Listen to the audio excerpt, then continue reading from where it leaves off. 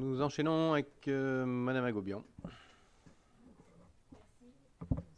Merci, Monsieur le maire.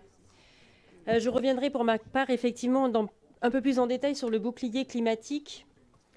Ce que vous appelez donc bouclier social et climatique est un coup de communication par lequel vous justifiez une hausse conséquence de la taxe foncière de 25% en 2023, niveau maintenu pour 2024.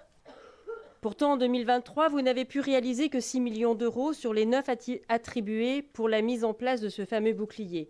Nous suspectons un manque de préparation dans l'application de ce boulet fiscal que nous dénonçons. Vous mettez, encore une fois, la charrue avant les bœufs. 2 millions au titre des mobilités. Vous avez à ce jour été incapable de mettre en place la gratuité des transports aux plus précaires, mesure que l'on peut saluer, mais qui a créé l'usine à gaz que l'on connaît.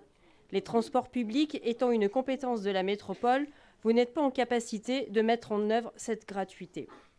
1,2 million au titre du logement. Nous vous avons alerté à 2 reprises sur la question du non-recours au droit auquel se confronterait cette mesure.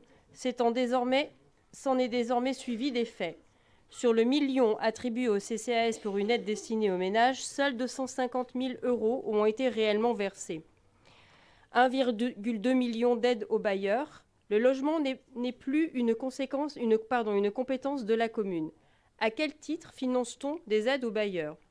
Vous attribuez également 4,4 millions d'euros au titre du PAC RH, dont vous n'avez jamais réussi à expliquer les tenants et les aboutissants. Nous demandons à ce propos la mise en place d'une mission d'évaluation et d'information sur les besoins en termes de ressources humaines de la ville. Vous vous retenez de nous donner quelques précisions que ce soit sur ce PAC RH, car cela vous permet de faire passer pour inhumaine toute critique à l'égard de ces créations de postes. Ce que nous demandons à ce sujet est simple. Évaluons d'abord les besoins de la ville, mettons-nous autour de la table afin de discuter sérieusement des politiques à mener à Grenoble, au lieu de tout décider en microcosme pour imposer votre dogmatisme aux habitantes et aux habitants de cette ville.